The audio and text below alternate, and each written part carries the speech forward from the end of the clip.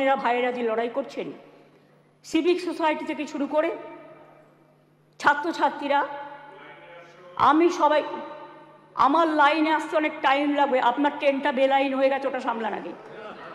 আমি আপনাদের বলি, আমি সবাইকে অভিনন্দন জানাচ্ছি, আমি অভিনন্দন জানাচ্ছি। এটা অভিনন্দন নয়, আমার সমবেদনা পরিবারকে জানাচ্ছি, নির্যাতিত পরিবারকে। তার নাম তো নিতে পারি না। যে মেয়েটি নির্যাতিত হয়েছে তার জন্য আমি শোক জ্ঞাপন করছি। সাথে সাথে সারা ভারতবর্ষে যারা ধর্ষিতা হয়েছেন, যারা নির্যাতিত হয়েছেন, তাদের সকলের বিরুদ্ধে যে অত্যাচার হয়েছে, সেই অত্যাচারের করুণ কাহিনী আপনাদের একটি কথাতেও আমি শুনলাম না। তাদের সকলের ব্যাপারেও এই সভা শোক জ্ঞাপন করছে, এটা আমি আবেদন করব এবং তাদের পরিবারবর্গকে সমবেদনা জানাচ্ছি। ধর্ষণের মতো নিকৃষ্ট, নৃশংস, নক্কারজনক ঘটনার ক্ষেত্রে অত্যন্ত দ্রুত পুলিশি অনুসন্ধান ও বিচার প্রক্রিয়া সম্পূর্ণ করে দোষীদের কঠোর শাস্তি দেবার কথা আমরা বলছি। কেন বলছি তার নিশ্চয়ই কতগুলো কারণ আছে। যে কোনো শুভবুদ্ধি সম্পন্ন মানুষই কোনো রকম শর্ত ছাড়া নিঃশর্তভাবে এই বিলকে সমর্থন করবে আশা রাখি। ধর্ষণ মানবতার বিরুদ্ধে এক বড় অভিশাপ। ধর্ষকের নির্মম শাস্তি প্রাপ্য। যে সমাজে মেয়েরা ভালো থাকে না, সে সমাজ কখনো ভালো থাকতে পারে না। আমি বিদ্রোহী কবি নজরুলের ভাষায় বলি, বিশ্বে যা কিছু মহান সৃষ্টি চিরকল্যাণকর, অর্ধেক তার করিয়াছে নারী, অর্ধেক তার নর। মনে রাখবেন, আমার নিজেরও মনে রাখবেন, আমি মনে করি পারিবারিক কাউকে আমি একজনকে হারিয়েছি। যখনই এ ধরনের ঘটনা ঘটে, আমার কলম দিয়ে লেখনী বেরোয়। দেখবেন একটি আমার কবিতার বই আছে, তার হেডিংটা আছে সে নেই। দিল্লিতে যখন অভয়াকাণ্ড হয়েছিল, তার নামেই আমি ওই বইটি অর্পণ করেছিলাম। যতদিন এই তদন্তভার কলকাতা পুলিশের হাতে ছিল, মেয়েটি মারা গেছে 9 তারিখে, 9 আগস্ট। আমি সেদিন ঝাড়গ্রামে ছিলাম। তার ডেড বডি দাহ হয়েছিল রাত্রি 2:02 এরকম টেন্টেটিভলি নাগাদ, অর্থাৎ 3 তারিখ, এই 10 তারিখ। 12 তারিখে আমি নির্যাতিতার বাড়িতে গিয়েছিলাম। এবং যেদিন মারা যায় সেদিনও আমি ফোনে তার সাথে, তার বাবা মার সাথে কথা বলেছিলাম। আমাকে সিপি স্পটে ছিল, ধরিয়ে দিয়েছিলেন। আমি যখন গিয়েছিলাম নির্যাতিতর বাড়ি, তার আগে যিনি তদন্ত করছিলেন সেই অফিসারকে total audio, video, CCTV footage সব কিছু দিয়ে তার বাবা মার কাছে পাঠানো হয়েছিল, যাতে তারা সবটা জানতে পারেন, বাইরে প্রচার না করে। আমি যখন তার পরিবারের সাথে কথা বলি, তাদের আমি পরিষ্কার বলে এসেছিলাম, আজকে মঙ্গলবার, এই আজকে সোমবার, সম্ভবত আমি সোমবারই গিয়েছিলাম, সোমবার, যে আপনারা আমাকে রবিবার পর্যন্ত সময় দিন। যদি আমরা টোটাল তদন্ত করে সবাইকে অ্যারেস্ট করতে না পারি, যারাই যুক্ত, তাহলে আমি নিজে সোমবার, আগামী সোমবার, রবিবার পর্যন্ত দেখে আমি সিবিআইয়ের হাতে কেস তুলে দেবো। আমি নিজে গিয়ে বলে এসেছিলাম। তারা বলেছিলেন ঠিক আছে। আপনারা মনে রাখবেন, দ্রুত দোষীদের খুঁজে বার করার জন্য পুলিশ 12 ঘন্টা টাইম নিয়েছিল, যে মেন অ্যাকিউজটাকে অ্যারেস্ট করার জন্য। এবং 164 জনের একটা সাইবার ক্রাইম টিম তৈরি করা হয়েছিল সমস্ত খতিয়ে দেখার জন্য। আমরা পুলিশকে বলেছিলাম ফাস্ট ট্র্যাক আদালতে গিয়ে ফাঁসির আবেদন জানাতে, এবং সময়ও বেঁধে দিয়েছিলাম। কিন্তু মঙ্গলবার দিন সিবিআই হয়ে যায় কোর্টের অর্ডারে। ঠিক আছে, আমার কোনো তাতে প্রবলেম নেই, আমাদের কারোরই থাকার কথা নয়। আমরাও এখন we want justice from CBI. বিচার চাই, বিচার চাই, তো বিচারের শাস্তি দিক সিবিআই, ফাঁসি দিক সিবিআই, এটা আমরা চাই। আমি প্রথম থেকেই বলি, আমরা কিন্তু ফাঁসি চেয়েছি প্রথম থেকে। কেন চেয়েছি? আজকে যারা, আমি আইনের কথায় পরে আসছি, বিরোধী দলনেতা কতকগুলো কথা বললেন, রুলসে পরিণত করার দায়িত্ব কার্যকর হবে কি? গভর্নরকে, মাননীয় গভর্নরকে বলুন এটাকে সই করে দিতে বিলটা, তারপরে যদি কার্যকর না হয় তার দায়িত্ব আমাদের, তার দায়িত্ব আমাদের। আমি আবার বলি, উই ওয়ান্ট রেজাল্ট অলসো। আপনারা যেটা বলেছেন গভর্নমেন্ট ফাস্ট ট্র্যাক কোর্ট করেনি, আপনার বক্তব্যে বিরোধী দলনেতা বলেছেন। আমি মনে করি আপনার কথার উত্তরে আমার এটুকু বলার অধিকার আছে। এক সেকেন্ড, কারণ আমি সবই নিয়ে এসেছি সাথে, শুধু একটু অথেন্টিকেশনের জন্য কাগজগুলো আপনাদের অথেন্টিকভাবেই আমি বলবো। গভর্নমেন্টের মনে রাখবেন, report on fast track court, দেশের মধ্যে ছোট রাজ্য মিলিয়ে আমাদের সংখ্যা তৃতীয়। এটা পার্লামেন্টের কোয়েশ্চেনে, লোকসভার কোয়েশ্চেনে দেখে নেবেন। আমি আপনাদের বলি, 1913 সালে আমাদের যে 88টা ফাস্ট ট্র্যাক কোর্ট ছিল তার টাকা কেন্দ্রীয় সরকার বহন করতেন, সেই টাকা দেয়া বন্ধ করে দিয়েছেন 2013 সাল থেকে। তা সত্ত্বেও আমাদের রাজ্যে বর্তমানে 88টি ফাস্ট ট্র্যাক কোর্ট আছে। মহিলাদের জন্য 52টি ডেজিগনেটেড কোর্ট আছে, যাতে মহিলাদের বিরুদ্ধে সংগঠিত অপরাধের মামলাগুলোর দ্রুত বিচার হয়। এই কোর্টগুলো এখনো পর্যন্ত মোট 3,92,620টি কেস দায়ের করা হয়েছে। তার মধ্যে 3,11,479টি কেসের ডিসপোজাল এর মধ্যেই হয়ে গেছে। মহিলা সংক্রান্ত 7,000 কেস কোর্টে পেন্ডিং আছে, আমাদের কাছে পেন্ডিং নেই। এটা হলো ফাস্ট ট্র্যাক কোর্টের ব্যাপার বলি। এবার আপনারা বললেন কামদুনি কেসে আমরা নাকি পিপি চেঞ্জ করেছি। পিপি চেঞ্জ অনেক সময় তার ট্রান্সফারের ব্যাপার আছে, প্রমোশনের ব্যাপার আছে, হাইকোর্ট তাকে, এখন হাইকোর্ট থেকে পারমিশন নিতে হয়, এসব ব্যাপার আছে। আমি টেকনিক্যালিটিসের মধ্যে ঢুকছি না। কিন্তু আমরা কি করেছিলাম, ইনসিডেন্ট ঘটেছিল 7 June 2013। Chargesheet submitted by CID within 3 weeks. 28 June 2013 supplementary chargesheet দেওয়া হয়েছিল 10 জুলাই 2013। কিন্তু কোর্ট পাস্ট জাজমেন্ট এটা আমাদের হাতে নেই 30 জানুয়ারি 2016। কোর্টটা তো আমাদের হাতে নেই, কোর্টটা তো আপনাদের হাতে আছে। এটা আপনাদের একটু ভালো রোল প্লে করুন, এটা আপনাদের কাছে আমি রিকোয়েস্ট করব।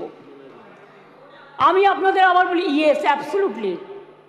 আমি আপনাদের বলি যে আমরা ফাঁসি চেয়েছিলাম, কিন্তু কোর্ট সেখানে কি শাস্তি দিয়েছিলেন? কোর্ট দিয়েছিলেন 3 were চার্জশিটেড। আমরা trial court passed judgment on 30 January 2016, where out of 8 living accused, 1 accused expired during trial. 3 were charged with the death penalty. 3 were charged with life imprisonment and 2 were acquitted. The state appealed before High Court against the acquitted of 2 accused persons, যাদের ছেড়ে দেওয়া হয়েছিল তার বিরুদ্ধে। Trial court convicted person also appealed before the Honorable High Court. High Court passed judgment 6 October 2023। তাতে তারা শাস্তির death punishment দেওয়ার বদলে 2 জনকে দিয়েছিলেন লাইফ কনভিকশন, 1 জনকে ছেড়ে দিয়েছিলেন, 3 জনকে 7 ইয়ার্স পানিশমেন্ট দিয়েছিলেন, আর অ্যাকিউটেড 2 জন ছিলেন, তার বিরুদ্ধে আমরা এসএলপি সুপ্রিম কোর্টে ফাইল করেছি। এবং 9 অক্টোবর 2023 এটা এখন পেন্ডিং আছে সুপ্রিম কোর্টে। এটা আপনি আমাকে জিজ্ঞেস করেছিলেন রিগার্ডিং ফাস্ট ট্র্যাক কোর্ট এবং কামদুনি। আপনার উত্তরে এগুলো কোশ্চেনের উত্তরে আমি এগুলো জানালাম, কারণ এটা আমার জানানোর অধিকার এবং দায়িত্ব। কারণ আমি মনে করি অপোজিশনেরও একটা দায়বদ্ধতা আছে সরকারকে তার কোশ্চেনের উত্তর দেওয়া। 3, আপনারা অনেক কথা বলতে বলতে হঠাৎ বলে ফেললেন ট্রেনেও রেপ হয়েছে। ট্রেনটা কার দায়িত্বে? রাজ্য সরকারের। ট্রেনের ভেতরটা রক্ষা করার দায়িত্ব RPF এর। Please realise, railway protection force. এটা রেলকেও দেখতে হবে, ঘটনাগুলো ঠিক নয়। মনে করুন আমি এবার আপনারা কিছু প্রেসিডেন্ট দিয়েছেন, দিতেই পারেন, কিন্তু আমি কোনো কাগজ দিচ্ছি না। তার কারণ খবরে কাগজ দিচ্ছি না, কারণ এগুলো নিজেদের তৈরি করা রিপোর্টও হতে পারে। আমি স্পিকার সাহেবকে বলবো ক্রস চেক করুন all of the fake news, maximum cross check করে আপনি যদি দেখেন correct information, I don't have any problem. কিন্তু যদি দেখেন wrong information, misleading information, disinformation and distorted information and destructive information and provocative information, then speaker has the right to deal ইট।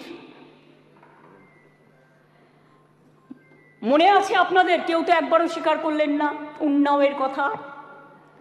2017 সালে নাবালিকাকে ধর্ষণ করেছিলেন।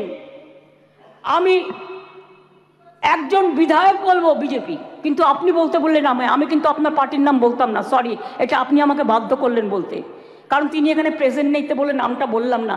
নামটা আমার কাছে আছে, আমি অ্যাসেম্বলি পার্লামেন্টের আমি সিস্টেমটা জানি। ধর্ষিতা মেয়ের বাবাকে তারপর বন্দি অবস্থাতেই হত্যা করেন ধর্ষকের বাবা, মানে ধর্ষক সেই বিধায়ক।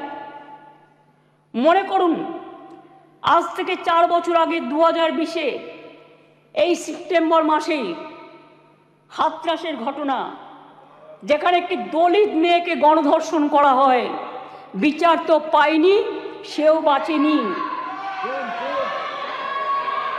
বিভিন্ন রাজ্যে চলছে একের পর এক ঘটনা। এটা গ্লোরিফাই করার নয়। 70 পেরোনো বৃদ্ধও আছেন, 3 বছরের শিশু আছেন, নার্সও আছেন, স্কুল ছাত্রীও আছেন। কথা বলবেন না, শুনুন। যখন বলেছেন ধৈর্য ধরুন, ডিস্টার্ব করবেন না ওনাকে, প্লিজ প্লিজ বি কুল। আপনারা শুনুন, ডিস্টার্ব করবেন না ওনাকে। ঠিক আছে, আপনি বলুন। শুনেছি আপনারা অনেক বলেছেন, মাননীয় মুখ্যমন্ত্রী উত্তর দিচ্ছেন, আপনাদের শুনতে হবে, প্লিজ প্লিজ। আরে এখনো তো অনেক বাকি আছে, শুনুন আগে। ঠিক আছে স্যার, এটা ফ্যাক্ট যে আজকে প্রতিদিন দেশে প্রায় 90টি ধর্ষণের ঘটনা ঘটে, তার মধ্যে অনেকেরই মৃত্যু ঘটে, খুব বেদনাদায়ক। উত্তরপ্রদেশের ঝাঁসিতে চলন্ত গাড়িতে 17 বছরের মেয়ে ধর্ষিতা হয়েছে। উত্তরপ্রদেশের বারাবাঁকিতে 9 বছরের মেয়ে ধর্ষিতা হয়েছেন। শাহজাহানপুরে মহিলা ধর্ষণের শিকার হয়েছেন। বুলন শহরে 6 বছরের মেয়েকে ধর্ষণ করেছেন। আগ্রা ইঞ্জিনিয়ারিং স্টুডেন্ট একটি মেয়ে ধর্ষিতা হয়েছেন। উত্তরাখণ্ডের নাট ধর্ষণ, 9 দিন পরে দেহ পাওয়া গেল। ওড়িশাতে ধর্ষণ হলো পেশেন্ট। মহারাষ্ট্রের বদলাপুরে 2 নার্সারির বাচ্চা সেক্সুয়ালি অ্যাসাল্টেড হলেন। মুম্বাইয়ের 13 বছরের মেয়েকে ধর্ষণ করা হলো। কোলাপুরে একটি বাচ্চা মেয়ে ধর্ষিতা হলো। আসামে 13-14 বছরের মেয়েকে গণধর্ষণ, যেখানে যে দোষী তাকে এনকাউন্টারে মেরে ফেলা হলো, বিচার হলো না। রাজস্থানের ঢোলপুরে গ্যাংরেপ, যোধপুরে 3 বছরের বাচ্চাকে ধর্ষণ। এই মানসিকতা দেখলে ঘৃণা লাগে। আমি বলি ছি ছি, যেই ঘটাক এই ঘটনা, তাদের বলি লজ্জা লজ্জা লজ্জা। বলতে দিন আপনারা, এটা একটা Please জাতীয় keep quiet. লজ্জা। ধর্ষণ আজকে আপনারা একটা বলেছেন আপনাদের বলতে জাতীয় বলার সুযোগ লজ্জার বলা যায়নি, পর্যায়ে আপনারা- পড়ে গেছে। আসুন আমরা সবাই মিলে একমত হই, ধর্ষণের বিরুদ্ধে সমাজ সংস্কারের প্রয়োজন আছে, মানুষের জাগরণের প্রয়োজন আছে। এই বাংলা অনেক সমাজ সংস্কার করেছে। রাজা রামমোহন রায় যখন সতীদাহ প্রথা সংস্কার করেছিলেন, এখানে আইন পাশ হয়েছিল এই বাংলায়, তখন কিন্তু তাকে অনেকে মেরে মাথা ফাটিয়ে দিয়েছিলেন। কিন্তু মনে রাখবেন, রাজীব গান্ধী যখন প্রধানমন্ত্রী ছিলেন, এই আইনটা অল ইন্ডিয়া আইন হিসেবে সতীদাহ প্রথা নিবারণটা পাশ হয়েছিল। ঈশ্বরচন্দ্র বিদ্যাসাগর, মনে রাখবেন, বাল্য বিবাহ বন্ধ, বিধবা বিবাহ প্রচলন করেছিলেন।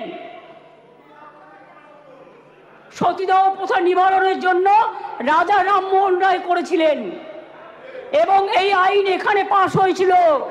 তারপরে রাজীব গান্ধী যখন প্রধানমন্ত্রী ছিলেন, তখন দিল্লিতেও পাশ হয়েছিল পার্লামেন্টে। এটা এখন অল ইন্ডিয়া আইন।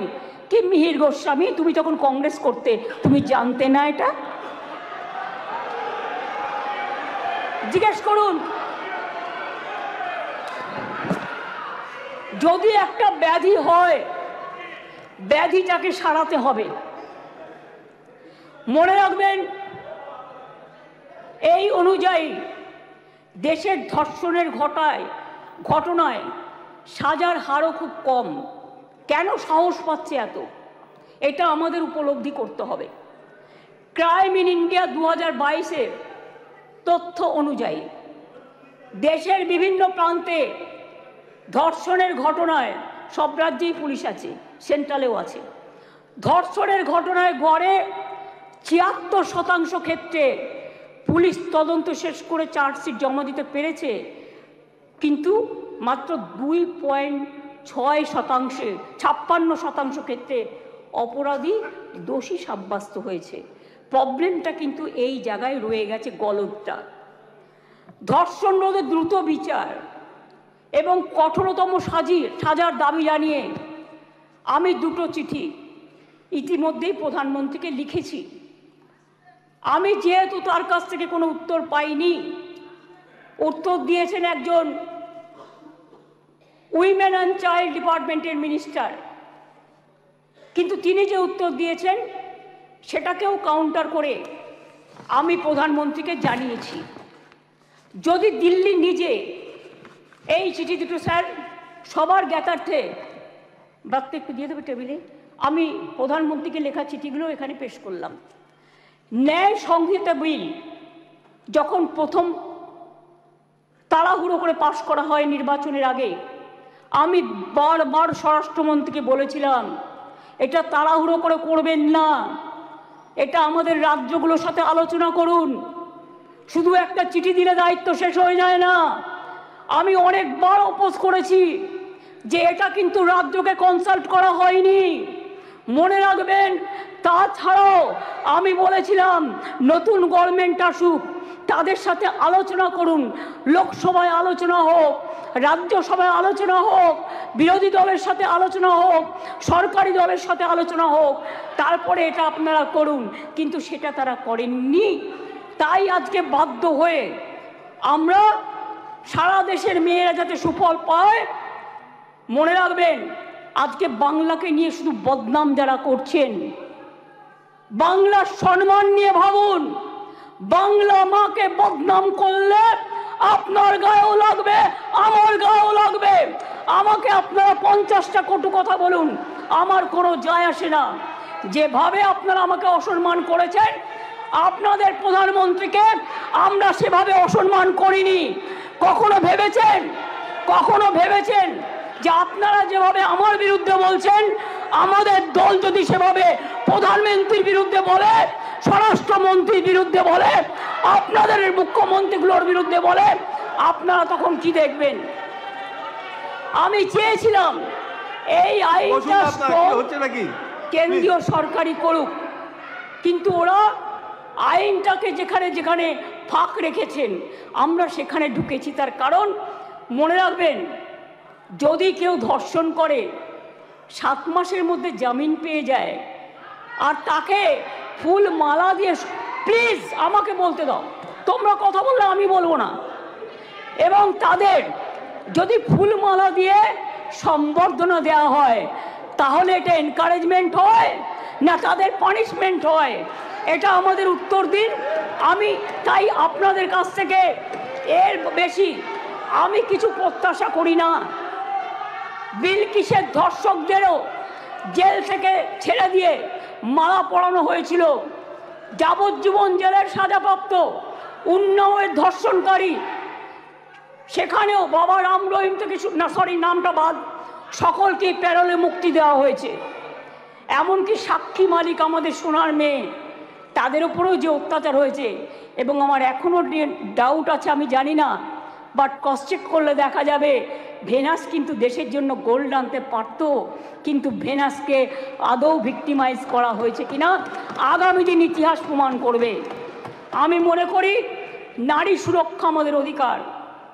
মেয়েরা যাতে স্বচ্ছন্দে ও নির্ভয়ে তাদের অভিযোগ জানাতে পারেন, সেই লক্ষ্যে 49টি মহিলা থানা স্থাপন করা হয়েছে। সিপিএম আর চিৎকার করে বেড়াচ্ছে, বিজেপির সাথে কম্পিটিশন করছে, আমি ওয়ান না বিজেপি ওয়ান।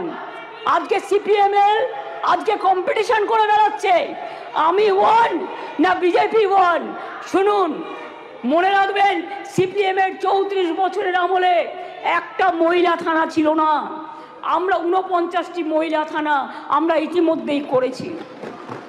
2011 সালের আগে কোনো মহিলা থানা বাংলায় ছিল না। মনে রাখবেন, বিচার ব্যবস্থায় গতি আনতে আমরা 88টি ফাস্ট ট্র্যাক কোর্ট করেছি, 62টি পস্কো কোর্ট করেছি, এখনো 10টি পেন্ডিং আছে, সেটা হচ্ছে হাইকোর্টের কাছে, আমাদের কাছে নয়। প্লিজ আন্ডারস্ট্যান্ড, হাইকোর্টকে বলুন এটা তাড়াতাড়ি করে দেওয়ার জন্য। এছাড়াও 52টি ডেজিগনেটেড কোর্ট রয়েছে, যাতে মহিলাদের বিরুদ্ধে সংগঠিত অপরাধের মামলাগুলো দ্রুত বিচার করা হয়, যাতে মহিলারা দ্রুত জাস্টিস পান, বিচারের বাণী যেন নীরবে নিভৃতে না কাঁদে। এটা এই সভা দলমত নির্বিশেষে সবাইকে বলে দিচ্ছি, সবাইকেই বলছি। কেন্দ্রীয় সরকারই বলছে বাংলাদেশের সারা ভারতবর্ষের মধ্যে কলকাতা সবচেয়ে নিরাপদ শহর। মনে রাখবেন, কলকাতায় উত্তরপ্রদেশে 7 লক্ষ নারী নির্যাতনের ঘটনা ঘটেছে, গুজরাটেও 5 লক্ষ নারী নির্যাতনের ঘটনা ঘটেছে, আর বাংলায় যারা রেকর্ড করেছে তারাও 1.5 লক্ষর কাছাকাছি আছে, কিন্তু সেখানে বিচার হচ্ছে, বিচার পাচ্ছে। বিচারে কোর্টে যদি কোনোটা আটকে থাকে, সেটা কোর্টের দায়িত্ব তাড়াতাড়ি করার। মনে রাখবেন, সেখানে Suvendu Adhikari, please, Suvendu Adhikari, I request you not to behave like this. আপনাকে শোভা পায় না। সর্বশেষ তথ্য বলছে, প্লিজ কিপ কোয়াইট। দেশের প্রতি লক্ষ মহিলা প্লিজ জনসংখ্যায় যেখানে 4.5টি ধর্ষণের ঘটনা ঘটে, সেখানে বাংলায় হার 2.3। তাও আমি মনে করি এটা একটাও হওয়া উচিত নয়। রাজস্থান, হরিয়ানা, মধ্যপ্রদেশের মতো রাজ্যগুলোতে এই হার বাংলার কয়েক গুণ বেশি। বাংলার নামে যারা কুৎসা করে বেড়াচ্ছেন তাদের বলি, ধর্ষণের সবচেয়ে কম ঘটনা ঘটেছিল কলকাতাতেই, 19টি শহরের মধ্যে মাত্র 2টি, সর্বভারতীয় গড় 6.7। তাও আমি একটি ঘটনাও সমর্থন করি না। আমরা দ্রুত প্রচার চাই, আমরা শাস্তি চাই, ফাঁসি চাই। তারপরেও বাংলার নামে কুৎসা করে যাচ্ছে এদের মতো নির্লজ্জ কুৎসাকারীদের আমি বলি, এটা করে আপনারা আরজি করের ঘটনার বিভৎসতাকে কমিয়ে দিচ্ছেন, এটা বোঝানোর জন্য যাতে আপনারা লাইনটাকে বেলাইন করেন, ট্রেনটাকে ডিরেল্ট করেন। আগে নরেন্দ্র মোদীকে পদত্যাগ করতে বলুন, নরেন্দ্র মোদীর পদত্যাগ চাই, তার কারণ সারা দেশের উনি জাতীয় লজ্জা। আমরা স্যার অমানবিক ঘটনা নিয়ে ওরা রাজনীতি করে, বিচার চায় না। ভারতীয় ন্যায় সেই কারণেই দ্রুত বিচারের জন্য ভারতীয় ন্যায় সংহিতার কয়েকটি ধারায় সংশোধন করে আমরা ধর্ষণের ঘটনায় অপরাধে প্রমাণে সর্বোচ্চ মৃত্যুদণ্ডের সাজা প্রস্তাব করেছি। ন্যায় সংহিতা একটা নতুন আইন 64(1), 64(2), 66, 70 এবং 71 নম্বর ধারার ক্ষেত্রে সংশোধনী এনে এই ধরনের অপরাধ প্রমাণে সর্বোচ্চ মৃত্যুদণ্ডের বিধান আনা হয়েছে এই বিলে। ধর্ষণ বা যৌন নিগ্রহের শিকার কোনো মহিলা বা শিশু পরিচয় কোনোভাবে যেটা প্রকাশ্যে না আসে, আগে তো বিলটা পাস হোক, তারপরে তো রাজ্যপাল সই করলেই এটা হয়ে যাবে রেজাল্ট। আইন সংশোধনের মাধ্যমে আমরা সেটাও করতে চাই। এটাও চাই যাতে আদালতের অনুমতি ছাড়া এই ধরনের মহিলা বা শিশুর পরিচয় কোনোভাবেই বিচার প্রক্রিয়া শেষ না হওয়া পর্যন্ত এগুলো নিয়ে আলোচনা প্রকাশ্যে না আসে। স্যার, ভারতীয় ন্যায় সংহিতার 72 এবং 73 নম্বর ধারা সংশোধন করে এর জন্য আমরা 3 থেকে 5 বছরের সাজার প্রস্তাব রাখছি। মনে রাখবেন, বাংলা প্রীতিলতা ওয়াদ্দারের মাটি, মাতঙ্গিনী হাজরার মাটি, কল্পনা দত্ত, বীণা দাস, সুনিতা চৌধুরী, মাদার টেরিজার মাটি। এই মাটি সারা দেশকে পথ দেখায়, পথ দেখাবে। কেউ কেউ বলছে আমরা নাকি আইন করতে পারি না। আমি তাদের জ্ঞানের জন্য বলছি, এটা সর্বৈব মিথ্যা। রাজ্য চাইলে আইন আনতেই পারে। সংবিধান আমাদের সেই অধিকার দিয়েছেন। ভারতীয় সংবিধানের যুগ্ম তালিকায় আইটেম নম্বর 1-এ ফৌজদারি আইনের উল্লেখ আছে। সেক্ষেত্রে রাজ্য চাইলে আইন আনায় কোনো বাধা নেই। অন্ধ্রপ্রদেশও আনছে, মহারাষ্ট্রও আনছে, তারাও ক্রিমিনাল ল সংশোধন করে আনতে চলেছে। এখানেও তো আপনাদের সরকার আছে, আমরা তো বাধা দিইনি। তার রাজ্য বাঁচাতে সে আইন আনতেই পারে। আমি আপনাদের বলি, এটা রাজ্যপালের কাছে অনুমোদনের জন্য পাঠাবেন, তারপরে রাজ্যপাল সই করে এটা পাঠাবেন, রাজ্যপাল মাননীয় রাষ্ট্রপতির কাছে পাঠাবেন। এটা মাথায় রাখবেন। আমি আপনাদের কাছে এবার বলি, এই আইন কি করবে? এই আইনটা অ্যামেন্ডমেন্ট করছি আমরা এই কারণে, সব তো করছি না, মাত্র কয়েকটি ধারা। শুনুন না একটু, শুনুন না একটু, হাত জোর করে বলছি শুনুন। মা বোনদের জন্য শুনুন, নারী নিরাপত্তার জন্য শুনুন, হাত জোর করে বলছি। প্লিজ কোনো কথা বলবে না, কেউ কোনো কথা বলবে না। বসুন বসুন, আপনারা কেউ কোনো কথা বলবেন না প্লিজ। আমার একটু টাইম লাগতেই পারে, কারণ আমার অপোজিশন লিডারের কোয়েশ্চেনের উত্তর দিতে হবে। আপনি বসুন প্লিজ, থ্যাংক ইউ সিট। মনে রাখবেন, এই নতুন বিলের তাৎপর্য 3টি। তাৎপর্যটা বুঝুন। 1 নম্বর বর্ধিত শাস্তি, 2 নম্বর দ্রুত তদন্ত, 3 নম্বর দ্রুত ন্যায় বিচার। নতুন আইন সুনিশ্চিত করবে যে ধর্ষণ এবং নারী শিশুর প্রতি সকল যৌন হিংসায় শাস্তি হবে কঠোরতম। ভারতীয় ন্যায় সংহিতা এবং পস্কো আইনে এসব ক্ষেত্রে যে শাস্তির কথা বলা আছে তা আমাদের আইনে উল্লেখযোগ্যভাবে বৃদ্ধি করা হয়েছে। ধর্ষণ ও গণধর্ষণের ক্ষেত্রে ভারতীয় ন্যায় সংহিতার যে শাস্তির কথা বলা হয়েছে 10 থেকে 20 বছরের সশ্রম কারাদণ্ড এবং ক্ষেত্র বিশেষে যাবজ্জীবন সশ্রম কারাদণ্ড। আমরা এটাকে করছি আমৃত্যু সশ্রম কারাদণ্ড থেকে গুরুতর থেকে ক্ষেত্রে এমনকি প্রাণদণ্ড, এইটুকুই আমরা চেঞ্জ করেছি। ধর্ষণ বা গণধর্ষণের ফলে নির্যাতিতার মৃত্যু হলে বা নির্যাতিত সম্পূর্ণ ভেজিটেবল হয়ে গেলে ভারতীয় ন্যায় সংহিতায় এর শাস্তি বলা আছে 20 বছরের সশ্রম কারাদণ্ড এবং ক্ষেত্র বিশেষে যাবজ্জীবন সশ্রম কারাদণ্ড। আমরা এটাকে করেছি প্রাণদণ্ড ও জরিমানা। এ প্রসঙ্গে বলি, এমনকি আর্থিক জরিমানার কথাও বলা হয়েছে, যে ধর্ষিতা বা নির্যাতিতার চিকিৎসাগত অথবা তার নিকটাত্মীয়ের সামাজিক ও মানসিক পুনর্বাসনেও সেটা সহায়ক হয়। অ্যাসিড আক্রমণের ক্ষেত্রে অনেক সময় দেখবেন মেয়েদের অ্যাসিড ছুঁড়ে মারে। অ্যাসিড আক্রমণের ক্ষেত্রে ভারতীয় ন্যায় সংহিতার এর শাস্তিতে বলা আছে 10 বছরের সশ্রম কারাদণ্ড, ক্ষেত্র বিশেষে যাবজ্জীবন সশ্রম কারাদণ্ড এবং ফাইন। আমরা এই শাস্তি বাড়িয়ে করেছি, আরজি করার জন্যই তো এটা হচ্ছে, আমৃত্যু কারাদণ্ড এবং ক্ষেত্র বিশেষে প্রাণদণ্ড।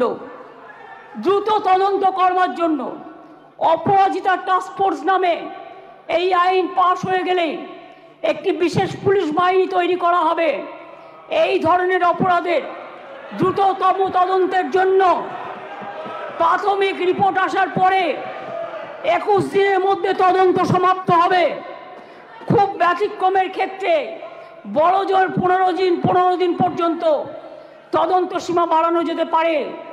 শিশুদের জড়িয়ে কোনো অপরাধ সংগঠিত হলে সাক্ষ্য সংগ্রহ হবে 7 দিনের মধ্যে। দ্রুততম বিচারের স্বার্থে বিশেষ আদালত তৈরি হচ্ছে। চার্জশিট জমা দেওয়ার 30 দিনের মধ্যে ট্রায়াল শেষ করতে হবে। দ্রুততম বিচারই নির্যাতিতার মানসিক স্বাস্থ্য পুনরুদ্ধারের পক্ষে শ্রেষ্ঠতম পদক্ষেপ। আমি এখনো বলি যে আমরা নির্ভয়া ফান্ডের যে টাকা এসেছিল তাতে 60% কেন্দ্র দেয়, 40% আমরাও দিই। ইতিমধ্যেই আমরা এখনো কেন্দ্রের কাছ থেকে যা আমরা পেয়েছি 108 কোটি 79 লক্ষ, তার মধ্যে 81 কোটি 82 লক্ষ টাকা আমরা পেয়েছি, যেটা প্রাপ্য ছিল। অর্থাৎ কেন্দ্রের কাছে এখনো 26 কোটি 97 লক্ষ টাকা বাকি আছে। কেন্দ্রের কাছ থেকে যে টাকা আমরা পেয়েছি তার কাজ পুরোটাই করা হয়েছে। 72% টাকার ইউসিও জমা পড়েছে, বাকি টাকার কাজ দ্রুত গতিতে চলছে। এতে গেল কেন্দ্রের থেকে প্রাপ্য টাকার হিসেব। এবার আসি স্টেট শেয়ারে। নির্ভয়াতে রাজ্য 54 কোটি 55 লক্ষ টাকা ইতিমধ্যেই দিয়েছে। এর মধ্যে 66% টাকা খরচাও হয়ে গেছে। রাজ্য এক্ষেত্রে আরও 17 কোটি 98 লক্ষ টাকা এই ক্ষেত্রে রাজ্য আরও দেবে। তাছাড়াও আমি মনে করি যে কিছু কিছু হসপিটালে, এটা ফ্যাক্ট, আগেকার দিনে তৈরি হয়েছে মেডিকেল কলেজগুলো, কিছু ডাক্তার কিছু নার্সদের যাওয়ার জন্য যে রাস্তাগুলো আছে গাছে ঢাকা বা অনেকটা খালি, এগুলো আমরা করিনি, অনেক দিন দীর্ঘদিন আগেকার। কিন্তু আমি অলরেডি হেলথ সেক্রেটারিকে ডেকে বলেছি, প্রিন্সিপাল সেক্রেটারিকে, প্রত্যেকটা রাস্তা তোমরা চেষ্টা করো কভার আপ করার, যেখান দিয়ে নার্স মহিলা ডাক্তাররা যাতায়াত করে বা অন্য ডাক্তাররাও। হয়তো একটু টাইম লাগবে, কিন্তু আমি 100 কোটি টাকা দিয়েছি, এর জন্য স্যাংশন করেছি আমরা। সিসিটিভি লাগাও সব জায়গায়, এবং যে জায়গাগুলো কভার করবে সেখানে আলো দাও। এছাড়াও যেখানে রেস্টরুম নেই সেখানে রেস্টরুমও করে দাও। তাছাড়াও আমরা একটা নারী সুরক্ষা, যেটা রাত্রি সাথী করেছি, যেখানে পরিষ্কার বলা হয়েছে যে মহিলারা যত কম সম্ভব 12 ঘন্টা ডিউটি করবে। যদি এমার্জেন্সি থাকে তার ডিউটি ডাক্তার বাড়াবে। তার কারণ মেয়েদের মনে রাখতে হবে কেন করেছি, সেটা আমাদের ব্যাপার। আপনি কেন কথা বলছেন? আমরা এই কারণে করেছি মেয়েদের সুরক্ষার জন্য। যারা রাতে কাজ করতে চায় তারা allowed. We don't have any problem. Please listen carefully. Please listen carefully. রাত্রিরে যারা কাজ করবে তাদের ফুল প্রোটেকশন দেওয়ার জন্য। রাত্রিরে যদি কেউ কাজ করে তাদের ফুল প্রোটেকশন দেওয়ার জন্য এই রাত্রি সাথী করা হয়েছে। এবং হসপিটালগুলোর কাছেও আমরা বলেছি, স্কুলগুলোকেও বলেছি, আইসিডিএস সেন্টারগুলোকেও বলেছি, মিড ডে মিল সেন্টারগুলোকেও বলেছি সঠিক পদক্ষেপ নিতে।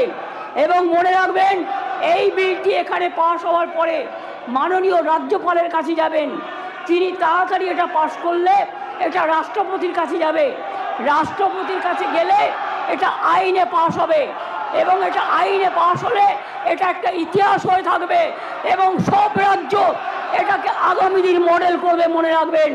আর প্রধানমন্ত্রী করতে পারেনি বলে আমরা করেছি। প্রধানমন্ত্রী, আপনি দেশের লজ্জা, আপনি মেয়েদের প্রোটেকশন দিতে পারেন না, তাই আপনার পদত্যাগ দাবি করছি।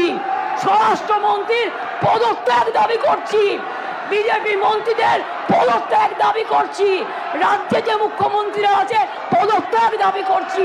আর অপোজিশন লিডার গুলি চালাবার কথা বলেছেন, তাকেও পদত্যাগের দাবি করছি। আমি এইটুকু বলে সবাইকে ধন্যবাদ জানিয়ে আমার কথা শেষ করছি। অনেক অনেক ধন্যবাদ। জয় হিন্দ, জয় বাংলা। মেয়েদের জয় হোক, নারী শক্তির জয় হোক, অপরাজিতারা বিচার পাক, আরজি করের দোষীদের ফাঁসি হোক, এটা আমরা চাই।